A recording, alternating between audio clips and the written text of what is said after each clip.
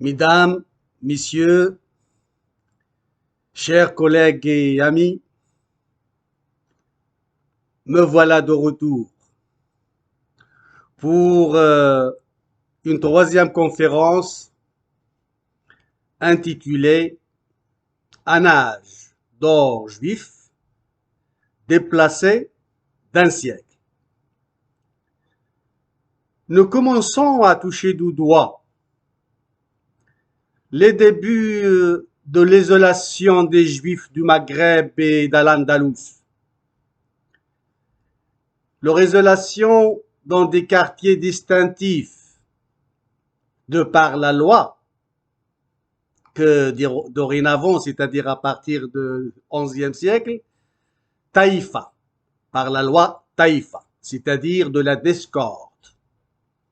Nizam al-Furqa, c'est le terme juridique médiéval que j'évoquais dans la conférence antérieure. Je veux parler d'Imellah, créé dans les grandes villes marocaines. Les débuts de cette tendance à l'isolation totale des sociétés juives dans des quartiers exclusifs se fait sentir déjà en Al-Andalus. Le célèbre géographe Al-Idrissi avait déjà constaté cette nouvelle tendance à confiner les sociétés juives qui se voyaient contraintes à se regrouper dans certaines villes, dans des quartiers où, selon le terme utilisé par Al-Idrissi même dans sa célèbre géographie, Nuzhat al-Mushtaq, aucun musulman ne s'y mêle à eux. Tandis que dans d'autres villes, les deux communautés avaient du mal à s'isoler les uns aux autres. Après avoir connu une telle convivialité 10 siècles durant, le même géographe avait bien remarqué la possible coexistence d'une majorité musulmane avec une minorité juive dans le même quartier. Ce n'est rien moins qu'une rupture historique, séparant deux composantes solidaires d'une même société qui se trouvera vers la moitié du XIe siècle selon nos travaux de recherche. À partir de cette date cruciale de l'histoire intercommunautaire maghrébine, la jurisprudence musulmane de rite malikite, établie sur un même territoire deux sociétés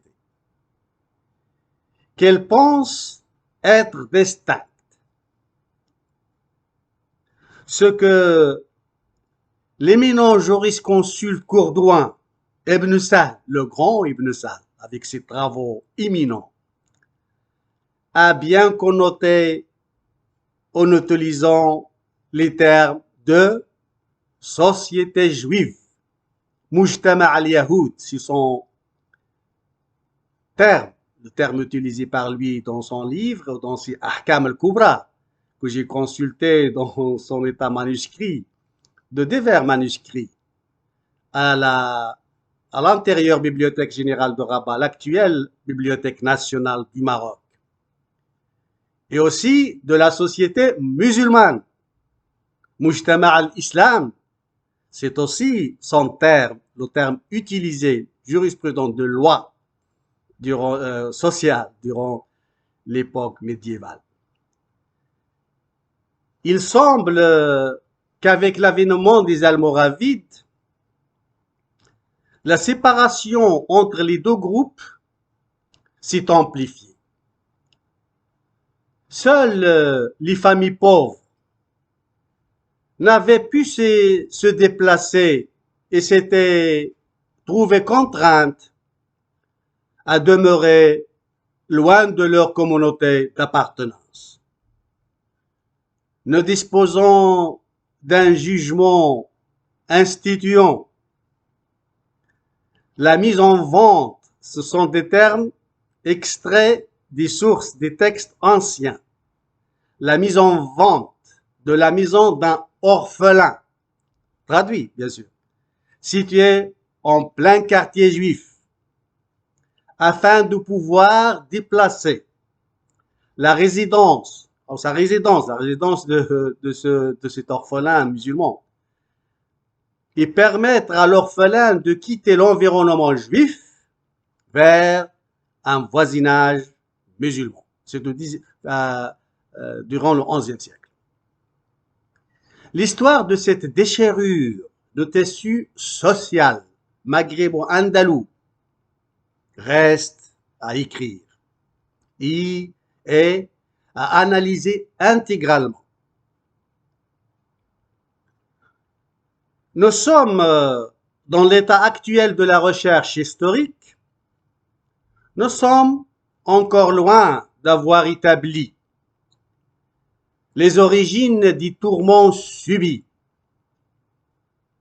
en aval par des individus qui, en amont, ont laissé à l'histoire les vestiges d'une civilisation et d'une culture métique.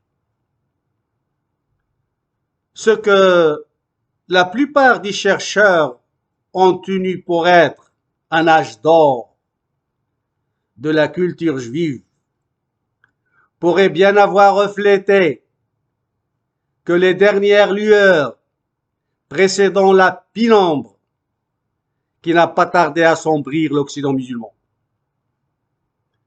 Autour des années 80, autour des années 1980, j'avais commencé à résister à l'idée communément admise selon laquelle la population juive avait toujours été ou contrainte ou encline à la réclusion dans ses propres quartiers, insérés dans les anciennes villes maghrébines et andalouses. En fait, j'avais du mal à distinguer clairement des quartiers exclusivement juifs. J'avais eu beaucoup de mal à distinguer des quartiers exclusivement juifs dans la cour du califat. Il n'y en avait pas. Comme dans la Sivie Abadide aussi. À part les agglomérations de forte concentration juive, comme celle située au nord de la ville, à proximité de Solwan Rouchani, l'auteur de livre Les Juges de Cordoue, du Xe siècle, la moitié du Xe siècle, la porte des Juifs, Bab Lihoud, Bab Lihoud. C'est plutôt une nette tendance à vivre dans des quartiers mixtes qui se faisait sentir durant toute l'époque califale. Au sein des populations juives et musulmanes, comme c'était le cas du quartier situé, selon Ibn Hazm, le grand Ibn Hazm de Welbach, le grand jurisprudent andalou Ibn Hazm, de tendance ou de doctrine d'Ahiri, il n'était pas malikite, lui. Près de Dar al-Lihoud, à proximité de Fandaq al-Harka, à l'intérieur de Cordoue. Nous observons que ces villes où vivait une des plus importantes communautés judéo-andalouses n'avaient eu de quartier spécifiquement juif qu'après 1067, selon nos estimations. 460 de l'Hégire, 1067 de l'ère chrétienne. l'âge d'or pour les juifs et pour les musulmans andalous couvre la période omeyyade avec le pic culminant lorsque Abdurrahman III, Al-Nasir lidinillah, Al-Nasir lidinillah, décide de faire de Cordoue une nouvelle Bagdad. Sur sa lancée, il donne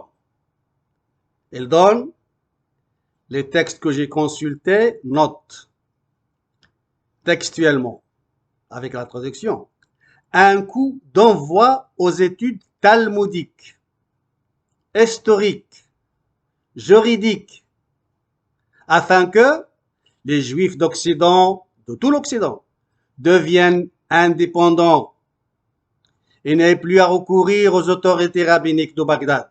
C'est Ibn Saïd al-Andalousi, dans son importante œuvre, Tabaqat al-Umam, génération aux catégories des nations, traduction approximative. De tous les confins du Maghreb extrême, Maghreb al-Aqsa, accouraient vers les cités andalouses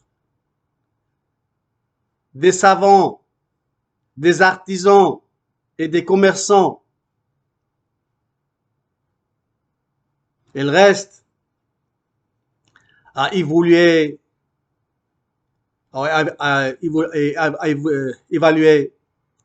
l'importance de ce phénomène au sein de la population juive au Maghreb extrême durant le Xe siècle.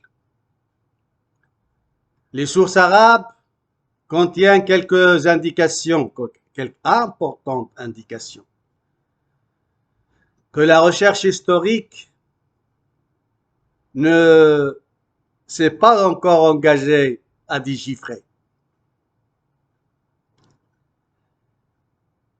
Mes plus sincères remerciements à toutes et à tous de votre aimable attention.